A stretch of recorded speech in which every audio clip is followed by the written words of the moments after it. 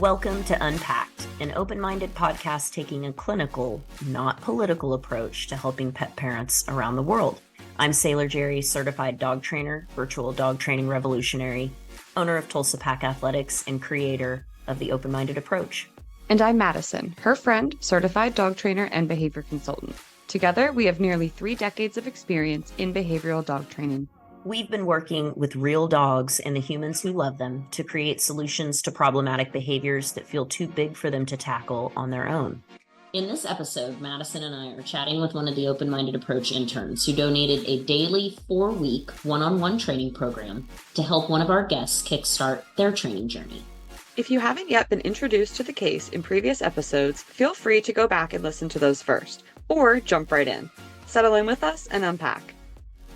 Hello, friends, and welcome back to another Training Touchbase episode. This one is going to be a little bit different because instead of pulling an intern to work with Ruth and Corn, I worked with them for 4 weeks. And so this is going to be an opportunity for Ruth to update Jerri and all of you on how her and Corn are doing, and a chance for Jerri to poke and prod at the training that we did and figure out what the approach was and get to know it from a little bit of an objective perspective. So I am so excited, Ruth, to hear how things have been going for you and Corn. I know things have been moving at light speed for you. Oh yeah, I think that things have been moving, but I fondly look back on our time together and our training, and I feel like anytime I'm feeling a bit overwhelmed or maybe we're having not regression or anything, but when there are these moments where it feels hard for me, I just remember the things that we worked on and I lean on those even more. And having that experience, being able to hold on to those feelings throughout the training has brought me to a place where I can do more with Corn and just be able to kind of keep up with the work that you were doing with us and expanding on that completely. Being able to take Corn outside of our safety zones in the neighborhood, really focusing and dedicating time to getting outside of the neighborhood with him like we had talked about, and giving him opportunities to just be a dog and not have to be so fearful. But then also with expanding our ability to go outside of our comfort zones, really thinking about the tools that feel helpful for me and for him in those moments. And so I know I was talking to you about how I've now started muzzling Corn a lot more on our walks, and that even has just expanded his ability to socialize with his dog friends, make a lot of new dog acquaintances. I wouldn't say he's a dog selective dog. The dogs that we know, I've been able to give him so much more freedom and trust around those dogs. And it's been really cool. It's been a really cool experience, doing the training and maybe not seeing in the moment where it was going, but after, because it's been a few months now. So after seeing how it's impacted his overall well-being, he feels different. And I think that's just because I also feel different. The confidence has changed. And I think that same thing with him too. There definitely is a lot more trust with each other, which has been amazing. I love that. Yeah, I always want people to feel more confident. Even more, I'm more worried about that than I am about their dogs feeling confident right then, because it's just, that's a process and a journey that you go through with your dog. But I think when we work with people, it's something that we hope that they feel some relief and an increase in understanding and confidence. That should happen actually pretty quickly. It doesn't mean that you're going out clad in red sequins and a boa and you're out there. It doesn't mean that, but I guess you could if you wanted. Yeah. But let's talk about what that actually meant for you, Ruth. And because I'm having this flashback moment to our first episode, Jerri, when you were I got a bone to pick with you, Toronto. Yeah. I got a bone to pick with you. Yeah. When you were talking, Ruth, I started thinking about, I'm going to get to talk about Toronto. I'm so excited. And one of the first things that I noticed was how in other areas, there are ways to escape some of those triggers. That was literally not going to be possible. That was not going to be possible for Ruth and Corn to avoid off-leash dog encounters. Period. So, speaking of Ruth's confidence, Ruth, what is one of the first things we did? Tell her. Oh my gosh. Like, I think just we started just like working. Well, when we were working on that off leash dog protocol, Madison, Yeah, that's what I'm talking about. that was crazy because I also had to like step outside of my own comfort zone and go to the places where Corn was like getting approached by off leash dogs. And I had to practice that. And that felt so, the first few times I was like, this feels wild.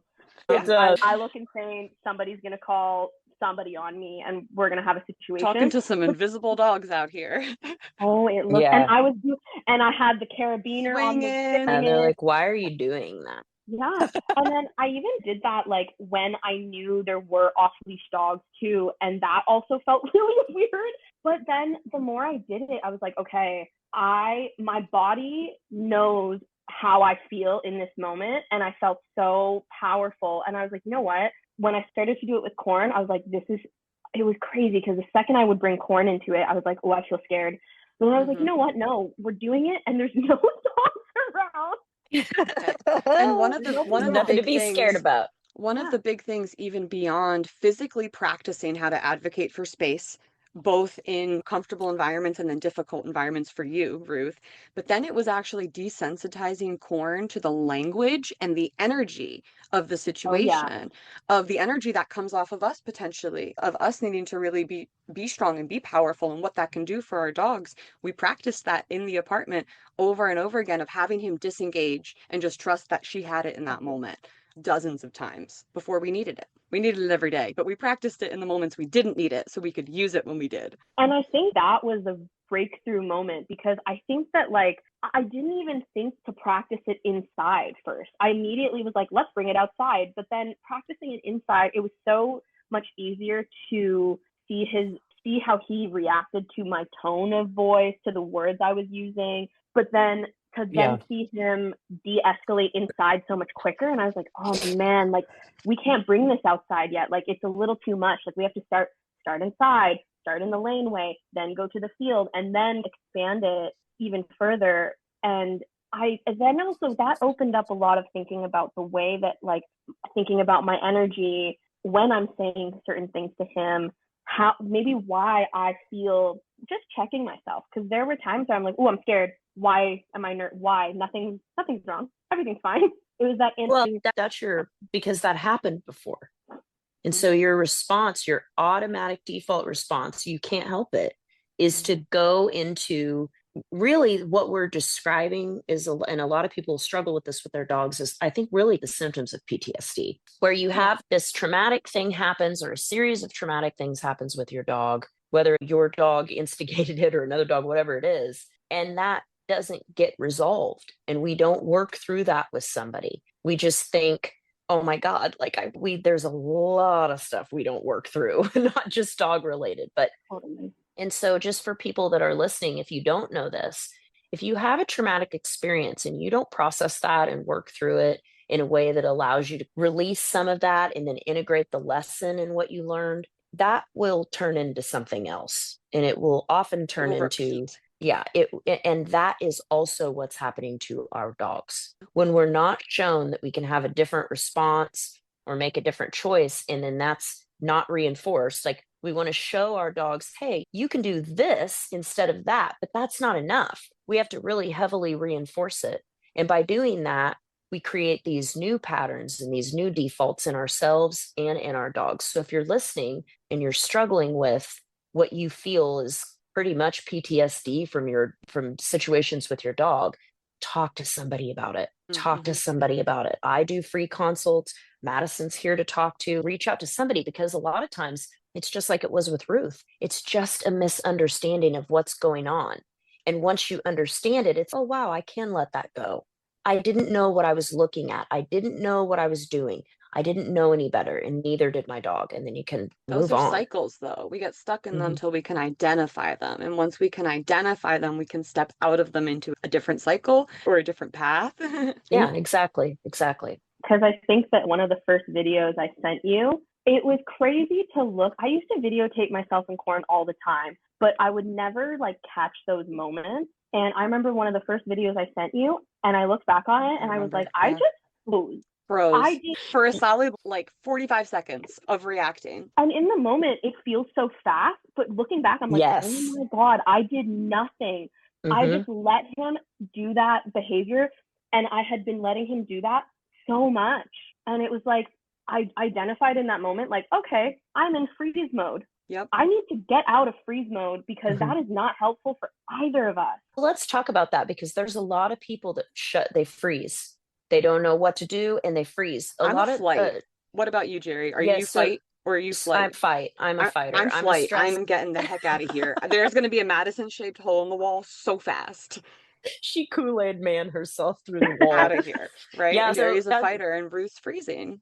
yeah, So so you've all got, and types then we've got exist. fawners. Appeasers, We've yep. got fawners, Oh, appeasers. Yep. Yeah, so all of them are listening. We've got And you all honestly, here. let's recognize that these things have kept us safe in our lives, but it Yeah, doesn't mean we need to continue to fall back onto them just yeah. because they have helped us in the past. We can acknowledge that and say, okay, that's a pattern, but it doesn't have to always be the way that I respond. Yeah, mm-hmm. I think the underlying thing that is always true about us, without serious lifelong personal development, is something that Denise Fenzi talks about. And that's whether you're a stress up or a stress down person. And you may Mm. not always be stress up in every situation. When I get really overwhelmed, an example of that would be when my son was born and he was in the hospital. I Mm. just shut down. I can't talk. I'm total stressed down because I cannot cope with the moment as it is unless I internalize and think. Now, in a different situation, like what we were talking about, I'm a stress up. I can feel it happening. When someone makes me upset, I can feel myself getting, where the next person may freeze and shut down, or they may appease, or they may feel the need to just avoid and leave the room, like Madison was talking about. So it's important to identify how you are and how your dog is. Denise used to have a fantastic episode on Finzi Food for Thought about stress up versus stress down, and it has since disappeared into the nether. I don't know where it went. She can't figure it out. I can't figure it out. I said, you don't understand, Denise. I was giving everybody that episode. I was telling the world about that episode because I thought it was so profound. Side note for us, maybe we should ask her if she would come on here and talk about it. Ooh, that's so good. That's so good. I like that. Yeah, but okay, so let's go back to, yes, we should. Let's go back to, you said I would freeze in the moment. I watched myself just standing there doing nothing. So what was the change for you? So did Madison bring it to your attention? Hey, you're just standing there. You can't just stand there and Literally. wave a I wand. did Yes, literally say, I girl, you say it can't just too. stand there. Yeah, I'm like, you just stood there for 4 seconds staring. What was that Yeah. about? And then every time the person's, oh my God, I see what you're talking about. The power of virtual training, there's a lot of things really good about it, but you cannot deny what you see yourself do on a video. You can't blame it Oof. on somebody else. You can't say it was the lighting. You can't say it was this, that, or the other. It's you, boo. It's you standing there for 45 seconds. I don't have a virtual trainer, and I film me and Remy all the time. Yeah. Not for content, not for nothing, because I go back and look. I go back and look because there's a lot to be learned. So helpful. So what was that breakthrough for you in terms of like I'm just freezing? How did you go from freezing to not? I think it was just like Madison essentially calling me out on that, and then understand, because one of the first things that she taught us was like patterns, because we were trying to figure out how to flip and invert our like structure sandwich and give Corn more opportunities to decompress before heading out for the walk. And when we started talking about patterns and like how he would pick up on them, it just dawned on me like, okay, I've allowed him to practice this pattern of freaking the hell out and me not doing anything. And again, like leaning on the training that I knew before of, yeah, he now thinks, great job, Corn. I did the thing and it got the dog to move away. And that's what he's learned, that I'm not going to step in and I'm not going to do anything in that situation. I'm not going to interrupt the behavior. And when we started doing those patterning games, I just saw how quickly he picked it up, and like how you just could see he was working and he was trying to put the pieces together. And then I could just see his body just relax. I was like, oh my God, that's crazy. Like, and then when we would go for the walk, like so checked in. Exactly what you were saying, Jerri. Oh, he was so checked in. He would potty right away, and then he'd be wanting to like engage with me so much more after we had done a little bit of work inside. Just after one time, I was like, oh God, okay, there's something. I was like, oh God, I just needed this like perspective. I needed like an outside perspective on what was happening, because when you're so close to it, you just think maybe if I just keep doing the thing more, or like it'll change, I should the double dog will change. down. Yeah. I should double down on all my failures. Yeah, Yeah. There But is maybe if I sure. this just like like hold it back. inability to see a potential of a different way when all you're Yes. seeing is this repeated behavior and you're in a freeze state. Where could you possibly pull another reality from? If not somebody to come in and point it out and say there actually is a different way. Yeah. There actually is something you can do in that moment. Because I've felt that. It was a helpless state, right? If you're like, there's nothing I can do, he's just gonna react. And Yeah. there's nothing I can do to reel him in, and because he's a big boy, he's a strong boy, right? Yeah. Yeah. And I just think that it was, again, just like having you be there to hold me accountable. And it was something that I would just be like, okay, I was like, you know what, I got to do this. And I got to not only prove it to you, but like to myself that, okay, we can definitely do this thing. Because you get stuck in this cycle of, okay, we do this thing. I can handle whatever the behavior is in that moment, because if I try something different, what if it doesn't work? And then now I've confused my dog. And I'm like, you know what? No, my dog is smart, and I am smart, and I am resilient, and so is he. So if I have to like do this thing that maybe is a little stressful in the moment to potentially get to a place where it's like we're having a relatively positive outcome, it's okay, let's just do it and let's like see if it like how it goes. Because there were so many times you would just ask me to do something and I'd be like, I don't know, but I just whatever, I Just have to try do this it. because it's the homework, so Yeah. let's just do That's it. And honest like, though. Yeah. I want to think about the different options that we started to create for corn, because I think this is where people can get really stuck in that nothing different could possibly work here. Maybe if they try one thing and it doesn't match their dog. And one thing that we quickly realized with corn is that in a state of reaction, he was not at a 4, 5, or 6 out of 10, right? Dude was at 9, 9.5. He was up there, up there. So bringing him down, just down at all, we could not meet his 9 energy with a 2. We couldn't. Those things are incompatible. That was not fulfilling and giving the energy he was feeling in that moment a proper channel, right? I say it's like trying to siphon gas. No, we got to burn that. So play and starting to incorporate play in the moments of high intensity to then bring him down to do food patterns became a really powerful thing for corn. And I think this is not something that would work for and be compatible for all dogs, but I think more dogs than we probably try it with. I would agree with that. I just helped a dog recently, a little Yorkie, and she's still with me. She would be a dog that I would consider to be, there's a lot going on there genetically. That's not great for her. But that's what we did for her separation anxiety. We could not get past this certain point. And so we just used play for pre-departure cues. And that eventually worked itself into her being able to take some food and do some other things. So I like when I hear that, because you're right. It's not every dog, but there's some that are out there, and it would be very helpful to incorporate that. And think about, sure, get curious within breeds and breed groups, but also be willing to accept if your dog is an outlier, because I'm working with a retriever right now who loves to tug. Oh my God.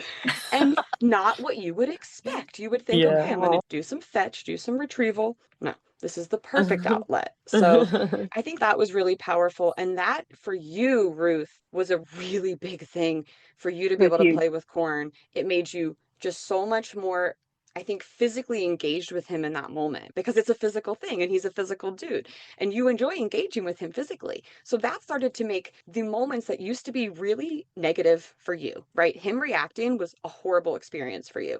Okay, now he might bark and he might lose his shit for a second, but then we go and tug it out. And that's fun for both of us. So that started to change how you felt about those moments. And what's funny, positive reinforcement works for all species.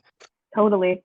Like we had not played outside. Corn is 6. We had not played outside for 4 years. That was crazy. Oh, my heart. Yeah, like thank you so much for just saying that right now in front of everyone, because there are people that are struggling through that and they feel like they're the only person that hasn't been able to do the things that they want with their dog outside, and it's very common. Very Oh common. yeah, like the first 2 years, Corn was very open to playing outside, but then we had so many of these like negative interact that like it starts to put him on edge, which we saw obviously, and then it was the classic like I'd present a toy and I gotta sniff, and like he would just like never want to engage with me in that way outside, because I also think that a lot of what we were doing before was like really trying to subdue that behavior and not give it an outlet. I was like, suppress, don't try to get elevated, don't try to become activated outside, just suppress that excitement as much as possible. But now if the opportunity presents itself, I'm like, and he'll like there are times where he won't take it, and then I'm like, okay, let's go and like sniff, let's go and do some like patterning games, let's go do that. But then he can like get into it, and it's, even if it's just for a second, I am so grateful for that second, because I'm like, okay, something has shifted, and like that's awesome, and we just build off of that each time. Because again, there was 4 years, nothing. So to be able to play with him outside is such a huge win that I did not think that the training would get us there. Like I didn't even think that was something that we would even touch on. So it's crazy. That was like an added bonus to everything. And that's going to continue to, I think, expand, and then also continue to open you both up to more things, because it is such a powerful skill to have. And ultimately is really something that connects for Corn, right? Like some dogs using like scent-based stuff, super powerful. Some dogs using verbal communication and counting, crazy power. Corn, I noticed for me, it was physical movement in the play was like one of the biggest things. Oh yeah, my man. He's a big man, and he's got lots of energy, and he doesn't, again, it's the environment that we're in. He doesn't really get a lot of opportunity to go hard in that sense, especially outside. He is overstimulated. I think that was a really big thing that really helped you guys, like seeing that and then like validating that Corn is baseline is anxious. Like he is an anxious dog, and he is overstimulated by the environment. And I think that really helped me see so much more of like his truth of what we talked about the first time, Jerri, of this might not be in like Toronto. This might just not be an environment that he will ever thrive in, but can he tolerate the environment? Can we have successful moments in the environment? Of course he can. I think that I've let go of this idea of who I want him to be as a dog. And I've really come into the acceptance of, okay, you know what? These are his limitations, but that doesn't mean that he lives a small life. Talking about how I was able to get him out of the city more, prioritizing that for the two of us has been so amazing for the relationship. It's that, again, like there are like gives and takes when you have a dog who has these like complex behaviors, but it's like choosing what the hard thing is that you're going to do. It's all hard. It's not all simple, but it can be hard, but it's okay. Choosing the thing that we're going to do. Okay. Yeah. It can be a pain to drive out of the city, but that time with him is like priceless. Who is it that said, choose your hard? Because that's like a quote, right? It's going to be hard either way. You're either going to work hard and get what you want, or it's going to be hard because you're struggling through the day to day. So choose your hard. Yeah, I think oh man, who have I heard this from? I feel like I hear this just like from a lot of self-help people say that. Yeah, too. a lot of yeah. That's the reality, is that like I myself am also in therapy, and I think about that a lot, how life is not easy and there's not like an easy way out for things. There can be, but maybe those decisions, there's a different kind of hard that comes with that. And I think that there are going to be like, Corn is not an easy dog. There are going to be days where it's fucking hard, but like the reality is that there are going to be things that I choose that are difficult that someone else might not choose. And I'm like, okay, well, this is what I choose for him, because I know that in the bigger picture of things, we benefit so much. It's been amazing. Like it takes effort to have to fulfill him. And I think that was a little bit of the missing piece. He's sick. We definitely got into a routine of being like, this is acceptable. This is the kind of behavior that we're willing to accept, and like having a lot of limitations for him. And now we're like, anything is possible, honestly. I love that. So we have a couple of minutes left. So I guess I would want to, I don't know, maybe just ask Ruth what's next, because things are shifting for you in your life, in your dog related life particularly? Yes, Corn. Oh my goodness. So we're going to a cottage. We're going to our family's cottage next weekend, and he's going to be like, he's been up there for the last 6 years, and every year has gotten better. So I'm very interested to see how, with this new training and like this new mindset, how much just the different things that might come up. Like last year, he swam for the first time. Oh God, yeah, he's not a swimmer. He's not a swimmer.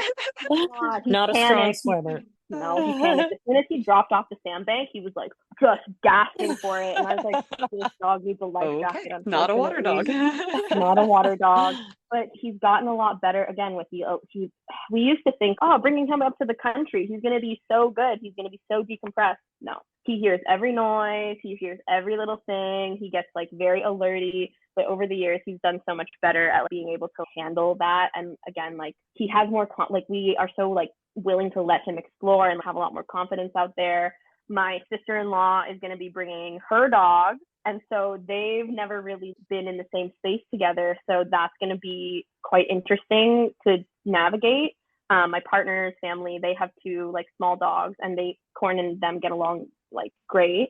So yeah, it'll be interesting to see because it's 4 dogs at the cottage. So it'll be a fun little time. And then Corn and I are actually off to an in-person 3-day workshop with Pack Life LA.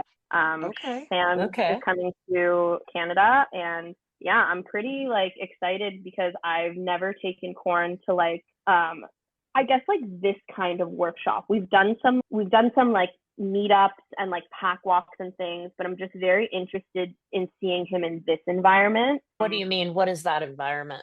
I guess just like an environment where like all the dogs are also working. They're also working on things, and it feels a little bit more structured. The things that we've been to have been not the trainer hasn't been able to like touch base with us in those moments. It's more like a pack walk, and we meet up for a pack walk and we're just walking. Yeah. Yes. And so I'm very interested to just see now what Corn is like. Again, he also is just going to be he does get the opportunity to meet new dogs, but I'm able to structure it in a way where there's lots of control. So I'm very interested also to see myself in that environment. There's going to be a lot of other dogs there who, again, are also working on things, but we're all going to be at like different levels. And so I'm just excited for him and I to go through that. And I honestly don't think I would have done it or like even thought about doing it if we didn't train together, because I was like, you know what, like this might be a great opportunity to use what I've learned and just take the momentum like of this confidence into an environment that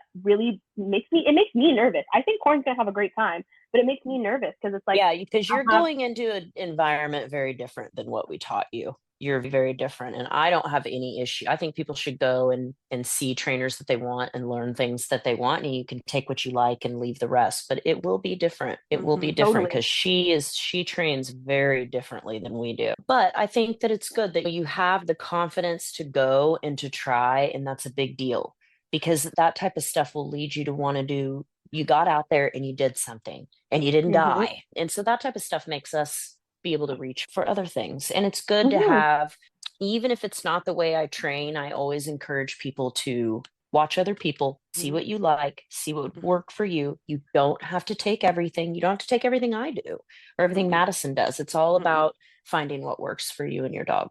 Yeah. Totally. And I would just ask to stay as in touch with yourself and your dog as you can that day, because there's going to be a lot of other energies around you, and it's going to be harder to stay in touch with that. So check in with yourself often. Yeah, I think that it's a practice for me as well. Like I am so open to learning from so many different people, and exactly what you said, Jerri, just like taking what I find like connects with me and connects with my dog, and like it's just and also shedding that like idea of having any kind of like shame around my dog's behavior. Like his behavior is not a reflection of like my worth. So correct. We need to get out and do things and just let that go. Unpacked was created by Jerri Sheriff and Mattison Simpson. If you are enjoying this podcast, follow or subscribe to be sure you don't miss an episode, and leave us a review on your favorite podcast platform. Looking for more honest and relatable dog content? Check out our sister podcast, Straight Up Dog Talk. See you next time.